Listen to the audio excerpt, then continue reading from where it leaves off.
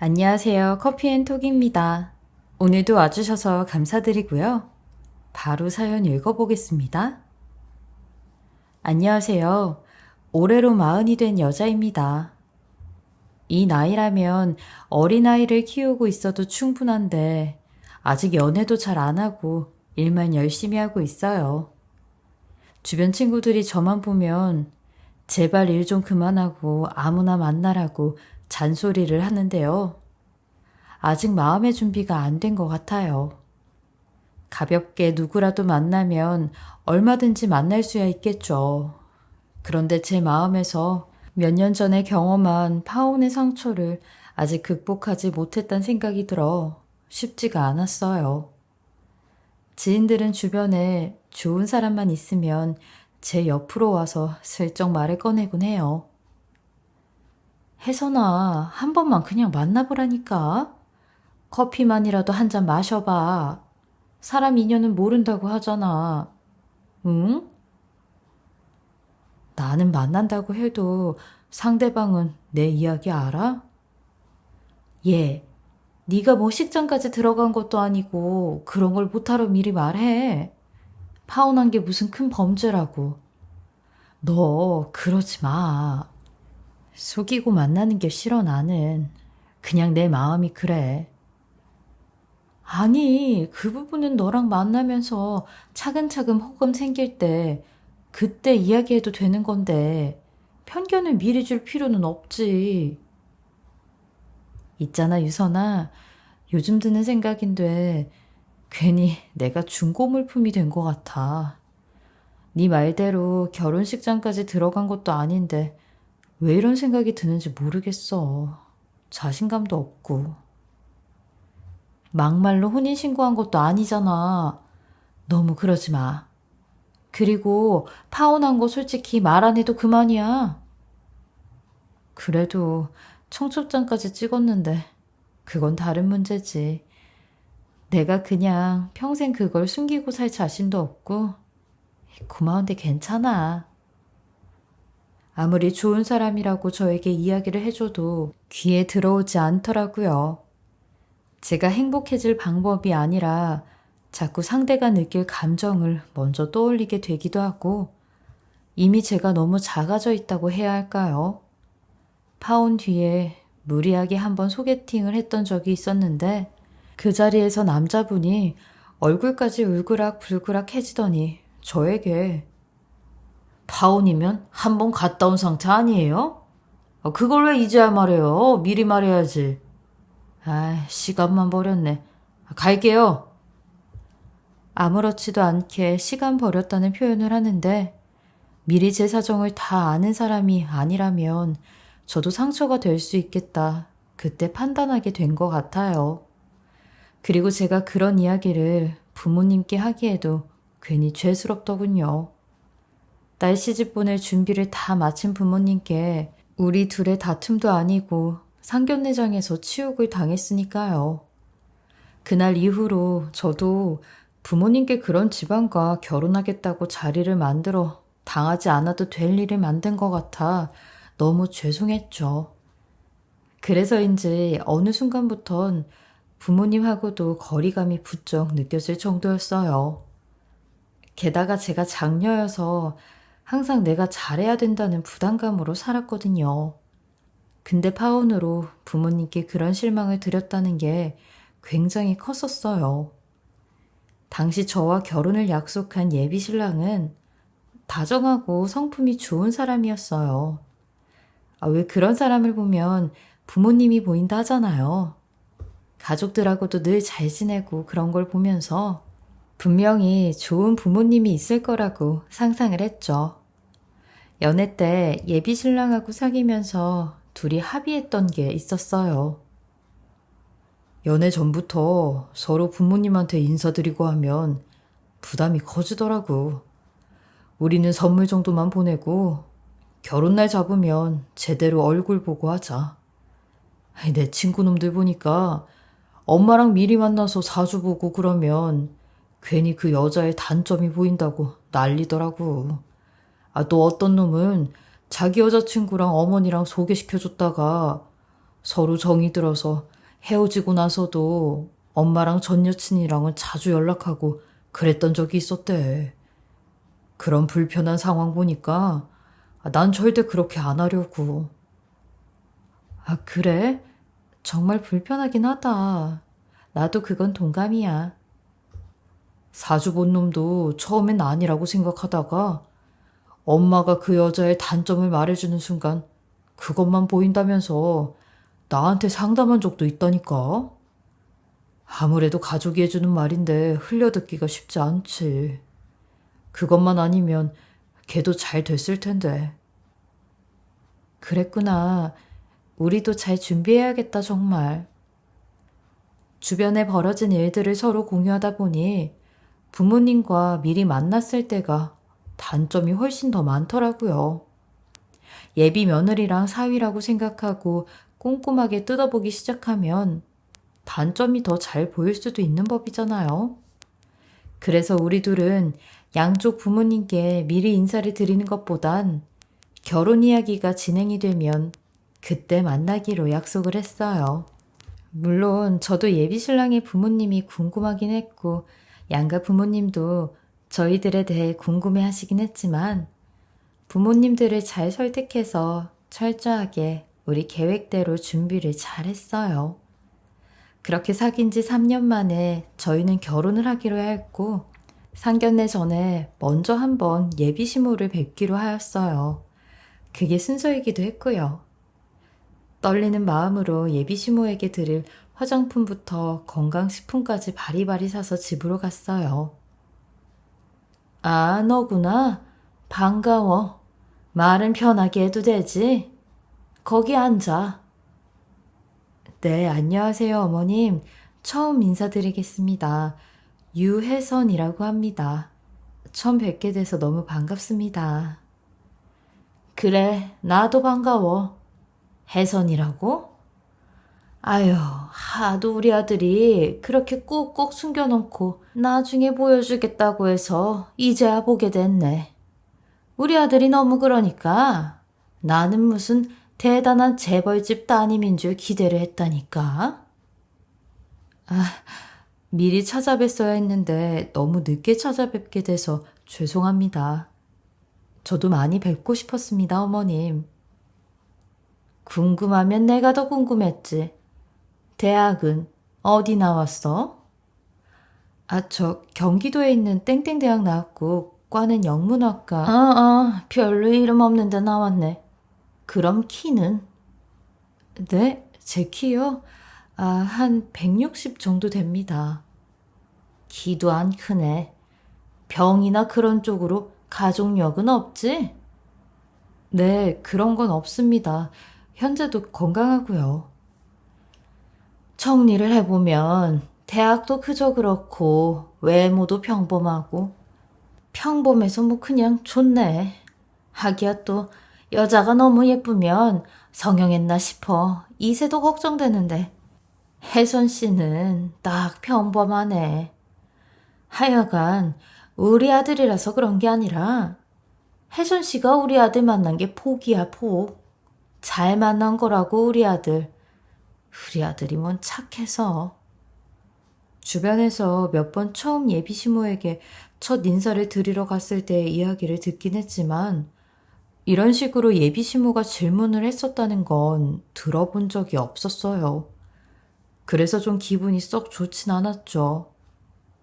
무슨 쌍팔년도 면접도 아니고 대학, 키, 부모님 조사까지 캐묻는데 기분이 묘하더군요.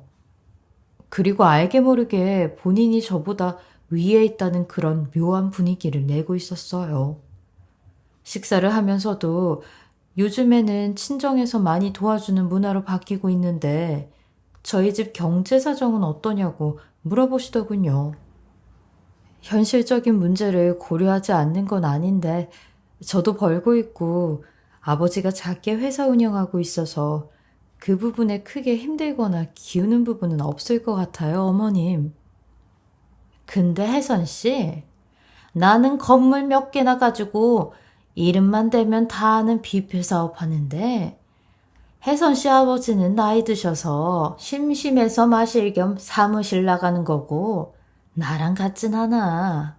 결혼은 극도로 현실이라서 내가 필터링 없이 얘기하는 건데 사실 차이가 나는 집안이긴 하잖아? 그거에 대해서는 어떻게 생각해? 나중에 계획이 어떻게 되는지 궁금해서. 그런데 저희 아버지 회사 규모도 점점 커지고 있고, 저도 아버지 회사 비전을 보고 도우려고 생각하고 있어요. 아버지가 이팔 청춘이 아니야. 그렇게 해서 회사가 언제 크겠어? 돌아가실 때쯤 크게 생겼네.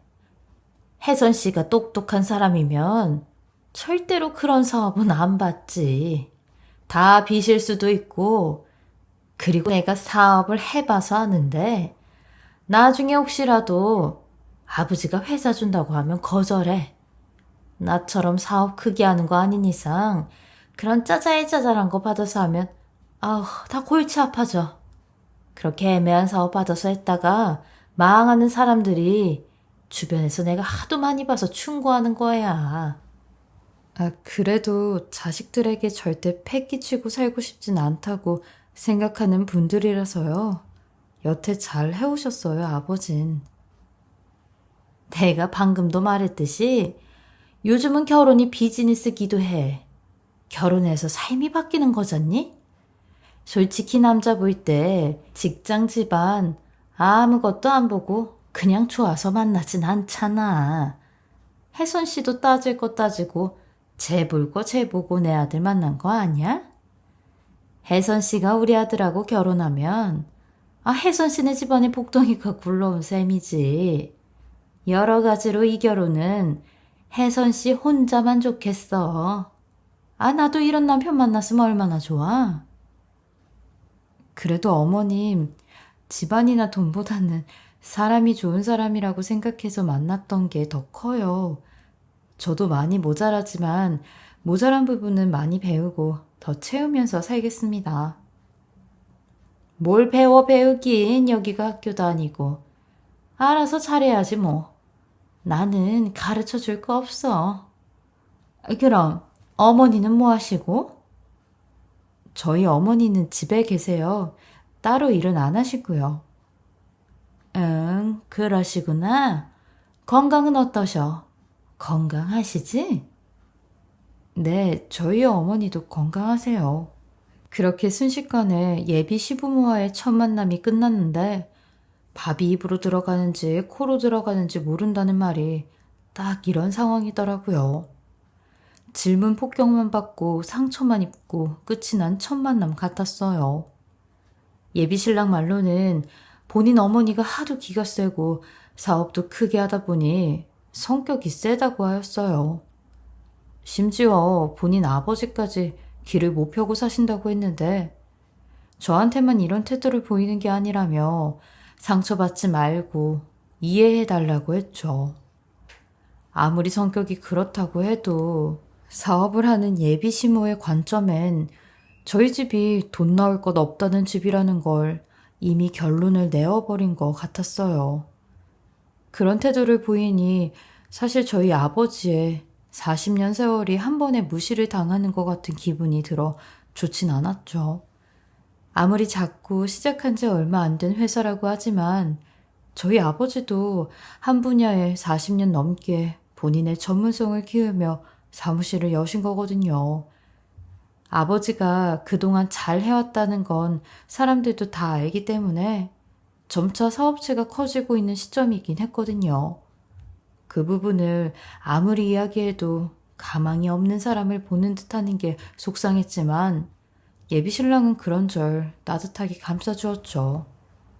한편으론 예비시모의 성격을 미리 파악하고 알게 된 게 다행이라 생각하면서 상견례는 무사히 마칠 수 있도록 예비신랑과 함께 중간에서 노력을 더 해야겠다고 생각을 했어요. 예비시모를 만나고 난 뒤 예비신랑은 저희 집으로 인사를 갔는데 저희 집에선 너무나도 반응이 좋았고 분위기도 좋았어요. 그러면서 대비되는 예비시모의 말들이 계속 생각이 나 문득문득 상견례 자리가 더 두려워져서 예비신랑과 진지한 대화를 나눴어요. 그런데 솔직히 어머님이 우리 집안 탐탁지 않게 생각하지 않으셔? 결혼이 약간 비즈니스라고 생각하시잖아.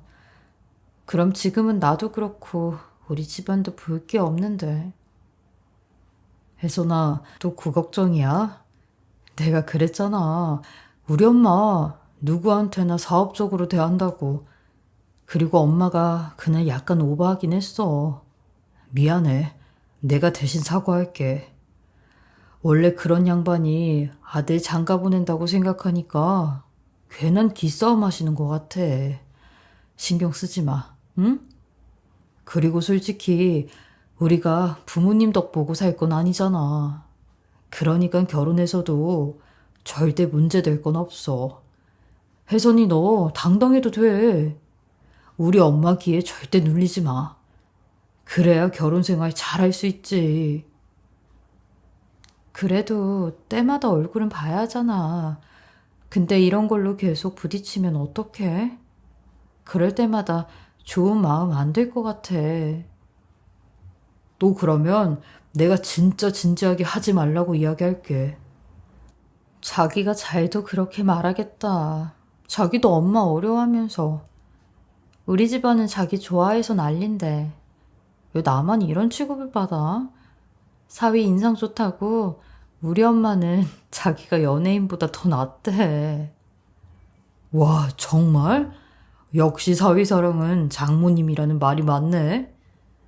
우리 엄마가 괜히 기선제압 하려고 한 거니까 자기가 한 번만 봐주라. 결혼하고선 내가 바로 잡을게. 아, 정말이야. 그래놓고 엄마가 벌써 우리 아파트 뭐 해줄까 생각하시던데? 아, 우리 엄마 정말 말로만 그러시는 거야. 아파트? 우리 둘이 대출받기로 했잖아, 그건. 에이, 24평에서 어떻게 사냐고. 본인이 도와주겠다고 그래서. 그렇다고 엄마한테 다 받는 건 아니고 은행이자 없이 돈 빌려서 갚을까 했지. 이자 무시 못하잖아. 그래도 은행에서 빌려야지. 그건 아니야. 괜히 어머님 돈 받으면 계속 빚지는 기분으로 지낼 수도 있고 자칫 어려워서 늦기라도 해봐. 눈치 엄청 보이지. 알았어. 그건 자기하고 꼭 미리 상의할게. 상견례 때도 괜히 그러시는 거 아니겠지? 내가 미리 말할게 그건. 걱정하지 마.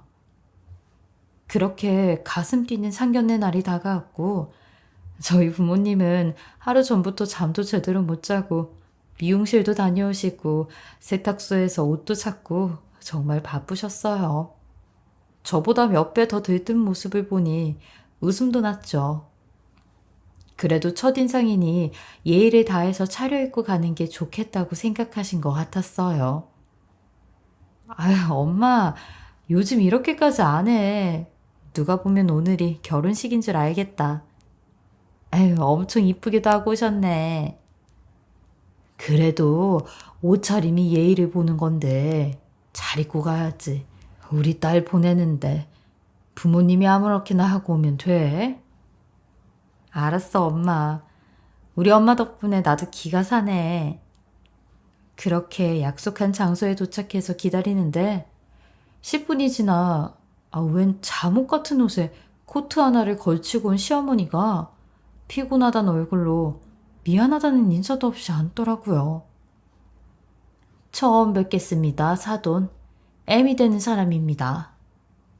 예, 안녕하세요. 반갑습니다. 아우, 제가요, 낮잠을 자다가 와서 좀 늦었어요. 죄송해요. 설마 낮잠을 자고 늦은 것도 늦은 거지만 옷까지 저렇게 입고 왔나 싶은 생각에 황당하기 그지없었어요. 예비 신랑을 흘끔 쳐다보니 제 눈을 피하기만 하더라고요. 사업하신다고 들었는데 피곤하면 그러실 수도 있죠. 저도 낮에 한 번씩 꼭 자요. 자고 나면 좀 낫더라고요. 네, 들으셨나 보네요. 제가 워낙 사업을 크게 해서.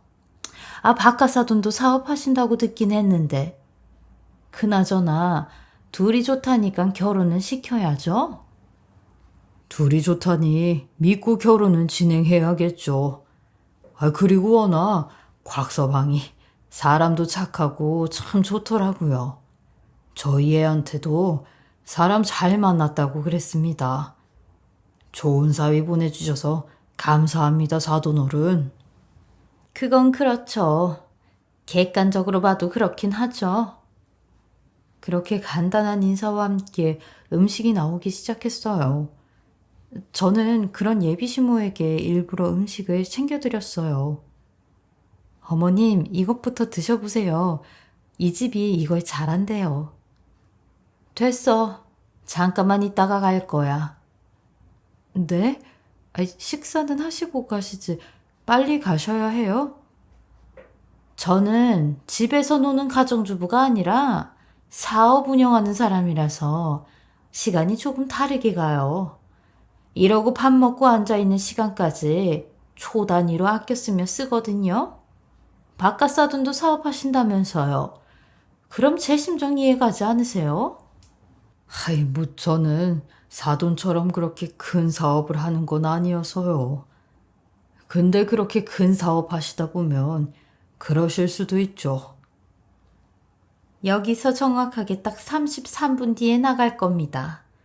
제 운전기사한테도 딱 33분 뒤에 차 대기하라고 시켰거든요. 근데 당신 혹시 5만 원짜리 하나 있어?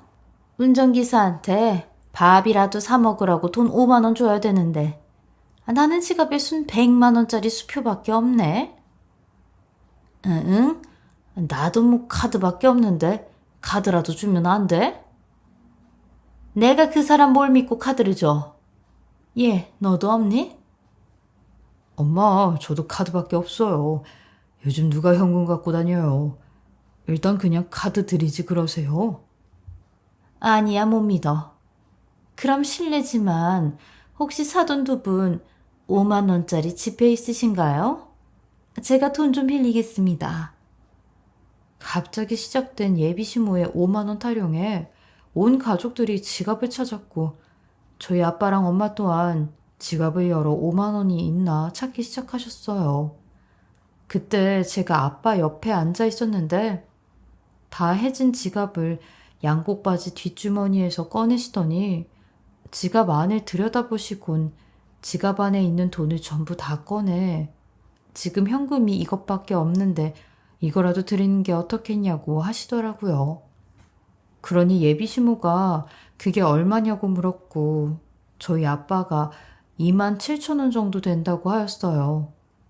그러니 예비시모가 싸늘하게 표정이 굳어선 어떻게 된 게 단돈 5만 원도 없으셔요? 그럼 안 싸돈도 없으세요? 혹시나 해서 물어봤는데 역시나네. 내가 정확히 33분만 당신네들한테 시간 쓰고 가려고 했는데 이거 안 되겠네요. 33분 쓸 가치가 안 되네 이거. 저 이 말만 하고 가겠습니다. 저는 그쪽 따님이 달갑지도 않고 이 결혼을 찬성하고 싶은 마음도 없어요. 단돈 5만 원도 없는 꼴을 보니 더 그렇단 생각이 드네요. 이만 먼저 일어나겠습니다. 당신도 뭐해? 일어나. 숟가락 놓고. 정적을 깨는 예비시모의 말에 순간 분위기가 싸해졌어요. 예비신랑은 들고 있던 젓가락까지 식탁에 탁 내려놓으며 본인 엄마에게 이게 뭐하는 짓이냐고 언성을 높이더군요. 엄마, 왜 이러세요? 갑자기 무슨 소리세요? 아니, 얘가 어제부터 나한테 이런 말 하지 말라고 경고를 하도 했었는데 내가 할 말은 또 해야 직성이 풀리거든요. 솔직한 말로 단돈 5만 원도 없는 집안에 빚만 가득한 재력, 별 볼 일 없는 예비 며느리감, 직업, 외모, 학벌. 내가 아무리 고민을 해서 장점을 찾아보려고 했는데 뭐 하나 마땅한 게 안 나와요. 저기요. 무슨 말씀을 그렇게 하세요? 우리 딸도 우리 집에선 귀하게 키운 딸인데. 그 집안에서 귀하게 키우신 것하고, 아유, 나왔을 때 누구라도 귀하게 보는 것하고 다르죠. 객관을 잃으시면 안 돼요. 평범하디 평범해서 볼 것도 없고, 게다가 다 해진 지갑에 3만 원도 안 가지고 다니는 집안하고는 더더욱이요. 엄마, 그만하세요. 예의 차려서 얘기 못하세요? 왜 이러세요, 정말? 진짜 무식하게 왜 이러시냐고요? 예. 뭐라고? 무식? 이것 봐. 너 벌써 저런 가난뱅이 집안 사람들한테 물들은 거다. 저런 사람들하고 어울리더니 이렇게 교양 없이 변해버린 거라고. 아유, 역시나 안 되겠어.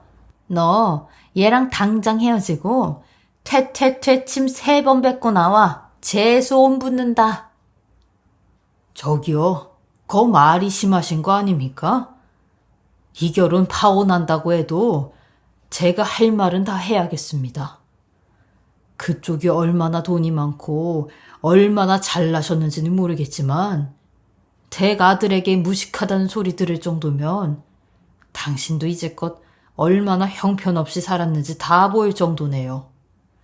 남의 딸 남의 집안 평가하기 전에 댁이 살아온 세월부터 평가하세요. 누가 뭐 들으면 우리나라 3대 대기업이나 되는 줄 알겠네요. 거 듣자 하니 식당에서 참모로 일하면서 운이 좋아 뷔페 사업까지 했다고 들었는데 개구리 올챙이 쪽 생각하시면서 사시라고요. 본인도 태생은 우리랑 별반 다를 거 없는 주제에 어딜 말을 함부로 하고 있어요? 교양 따지기 전에 본인부터 교양 있게 행동을 하세요. 뭐라고? 아니, 당신 지금 뭐라고 했어? 지금 그걸 말이라고 하고 있어?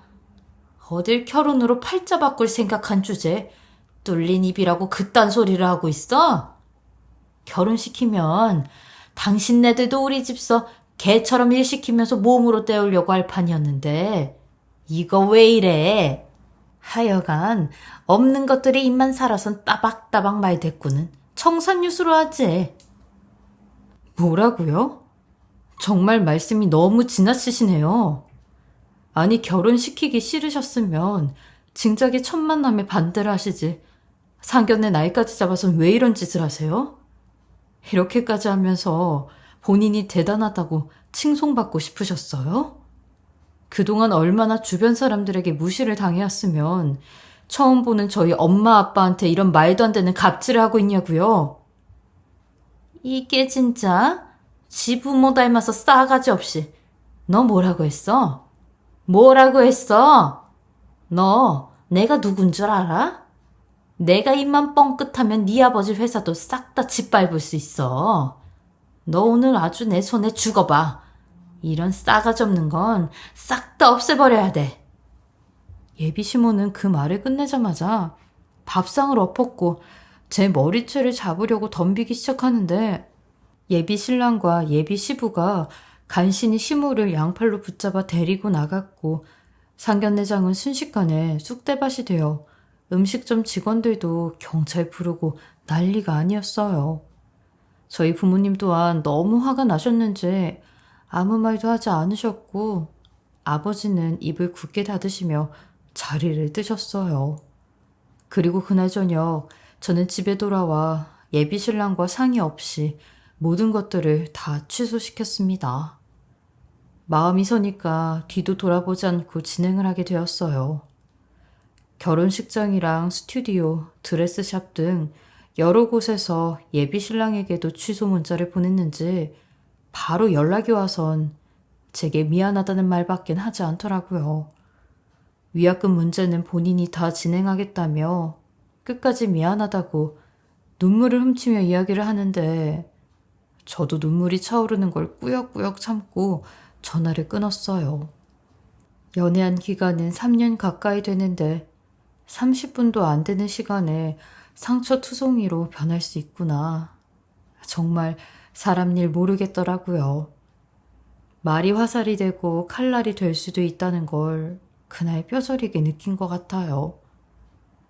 저는 그날 이후 회사 생활에도 집중을 못해서 퇴직을 하게 되었는데, 누가 들으면 이혼보다 파혼이 낫다고 하지만 파혼도 이렇게까지 큰 영향을 줄지는 꿈에도 몰랐어요.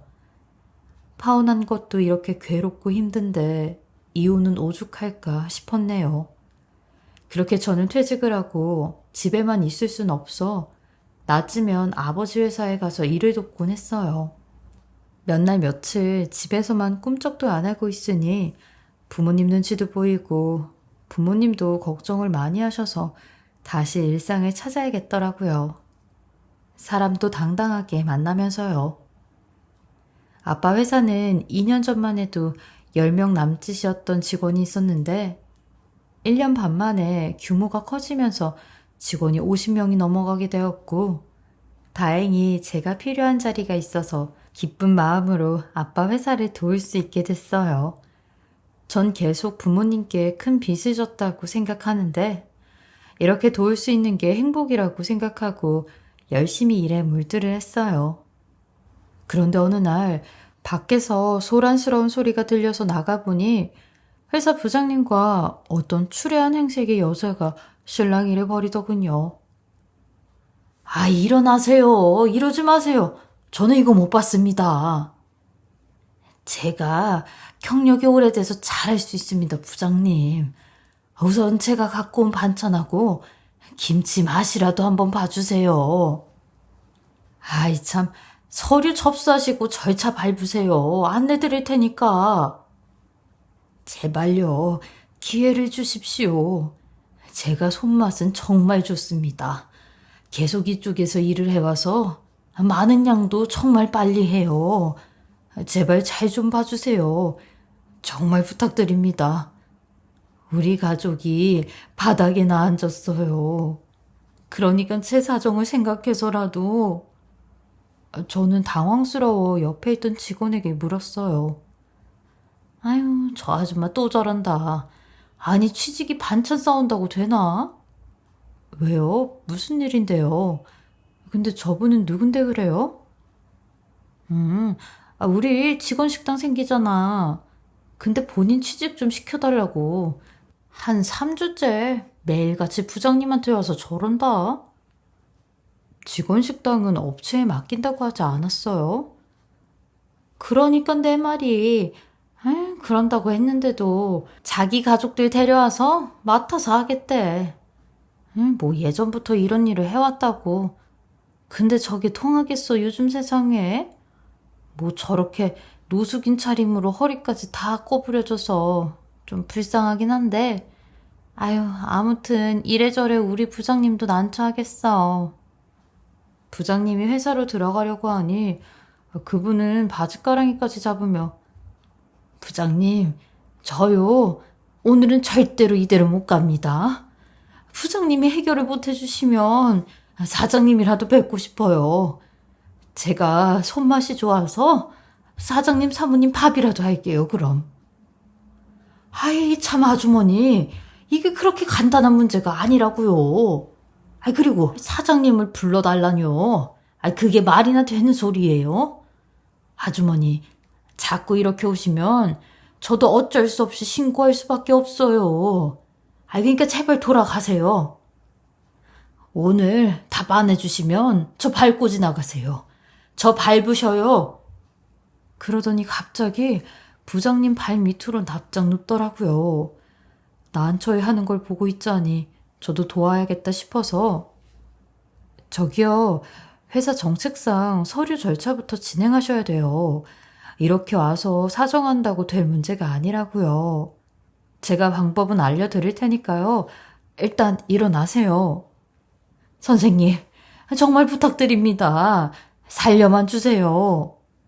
그러더니 이번엔 제 발목을 붙들고 애원을 하기 시작하는데, 저도 그 사람의 손을 떼려고 몸을 낮춰 눈을 마주친 순간 세상에, 너무나도 익숙한 얼굴이 제 앞에 보이는 겁니다. 설마 했는데 허리가 꼬부라질 대로 꼬부라져 얼굴엔 잔주름이 가득했는데, 도끼 가득한 그 눈빛, 그 얼굴, 그 사람을 보곤 기겁을 하고 말았어요. 왜냐면 그 여자는 바로 몇 년 전 상견례장에서 밥상을 엎으며 저희 가족들에게 난리를 친 예비 시모였거든요. 그러자 예비 시모 또한 저를 보곤 눈동자가 흔들리며 고개를 떨궈 절 모른 척 하는데 얼굴에 철판을 깔고 모르는 척 하면서도 잘도 살려달라 사정을 하더군요. 제발 한 번만 맛이라도 봐주세요. 맡겨만 주세요. 저요, 정말로 잘할 수 있어요. 제가 장담합니다, 정말. 저기요, 저보고 왜 눈을 피하세요? 저 아시죠? 저 아시잖아요. 제 예비 시모였잖아요. 아니, 그렇게 잘나신 분이 여기서 뭐 하고 계세요? 여기 우리 아버지 회사 앞에서 뭐 하고 계시냐고요? 에? 뭐라고요? 아이고, 너구나. 너야. 얼굴이 그냥 예쁘게도 변해서 못 알아볼 뻔했네. 이제 알겠네. 혜원이었구나. 근데 여기 네 아버지 회사라고? 뭐라고요? 혜원이라고요? 혜원이는 누군데요? 내 이름도 하나 모르는 주제에 왜 아는 척을 하세요? 우리 부모님까지 끌고 가서 개처럼 일을 시킨다고 하신 분이 어떻게 이런 상황이 돼서 여기에 이러고 계세요? 아니, 그렇게 대단하게 살 것만 같이 하던 분이 이제 와서 이러고 있는 꼴이 너무 우습네요. 좋은 말로 할 때 돌아가시고 한 번만 더 우리 아버지 회사 앞에서 이런 짓 하면 그때는 정말 경찰 부를 겁니다. 가세요. 저기 혜윤인가? 암튼 얘 있잖아. 우리 집이 부도가 나면서 쫄딱 망하게 됐는데 네가 얘 정을 생각해. 나 좀 살려줘라.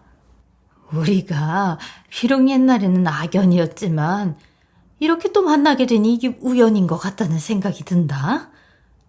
우리 아들도 지금 도피 생활하고 있는데 옛날에 네가 그래도 우리 아들이랑도 사귀고 결혼까지 하려고 했잖니. 우리가 그때 그러지만 않고 결혼까지만 했어도 서로 시어머니 며느리 사이가 됐을 텐데. 그 말에 너무 혈압이 올라 정말 소리를 지르며 뭐요? 시어머니 며느리라고요? 어디서 그런 끔찍한 얘기를 하고 있어요? 나 당신 때문에 내 인생이 망쳐서 사람 노릇도 못하고 있다가 이제야 좀 사람답게 살고 있거든요? 근데 다시 또 나타나서 또 당신네랑 엮여서 내 인생을 망치라고요? 되도 안 되는 소리 하지 말고 내 눈앞에서 사라져요. 좋은 말로 할 때 안 가시면 당장 신고하겠습니다. 하긴 당신은 말로 해서 제대로 들을 사람도 아니니까 강제적으로 해야겠네요. 예비 시모였던 그 여자는 제 말에 얼굴까지 새하얗게 질려선 아무 말도 못하고 그냥 사라지더라고요. 그 뒤 저는 경비 아저씨에게 부탁을 드렸는데 저 여자가 또 나타나면 그땐 바로 신고를 하시라고 했어요. 그런데도 가끔 찾아와 계속 반찬만 주고 돌아간다고 하더군요. 저희 아버지도 그 소리를 듣곤 예비 시모였던 그 사람의 사정을 수소문에 알게 되었는데 뷔페를 운영하면서 재료 파는 소규모 자영업자들에게 그렇게 갑질을 했고 주방에서 일하는 분들에겐 손까지 올려 하나둘씩 그게 문제가 되었는지 거래처들도 하나둘씩 빠져나가고 기업이나 도시락 업체들도 예비 시몬의 회사와 계약이 끝나면 재계약 없이 하나둘씩 떨어져 나가 회사가 힘들어졌고 자금을 이렇게 저렇게 돌려막다가 결국엔 부도가 난 거라고 하더라고요. 그 이야기를 듣곤 사람이 진짜 겸손해야 된다는 생각이 들었어요. 그 재력과 부가 영원히 갈 줄 알았던 예비 시모도 한순간에 무너진 걸 보니 사람 낳고 돈 낳지 돈 낳고 사람 낳지 않는다는 걸 몸으로 직접 느끼게 되었어요. 그 뒤 그 여자도 더 이상은 회사에 찾아오지 않았지만 아직까지도 그 처참한 뒷모습이 눈에 아른거려 나는 절대 저렇게는 살지 않으리라 다짐을 하게 되었어요. 파혼으로 셀 수 없이 많은 아픔의 날들을 보냈지만 그래도 변함없이 제 곁에서 힘이 돼주는 부모님과 가족 그리고 지인들 덕분에 잘 이겨내서 지금까지도 잘 살아가고 있습니다. 부모님은 언제라도 자식 편이라는 말처럼 저도 그 감사함을 생각하며 만약 결혼을 하게 된다고 하더라도 제대로 된 사람을 만나 제대로 살고 싶은 아주 작지만 큰 소망이 있습니다. 제 긴 이야기 들어주셔서 감사하고요. 여러분들은 저와 같은 일 겪지 마시고 늘 행복하셨음 합니다. 지금까지 커피앤톡이었습니다. 오늘도 끝까지 함께 해주셔서 감사하고요. 저는 다음 영상으로 또 찾아뵙겠습니다.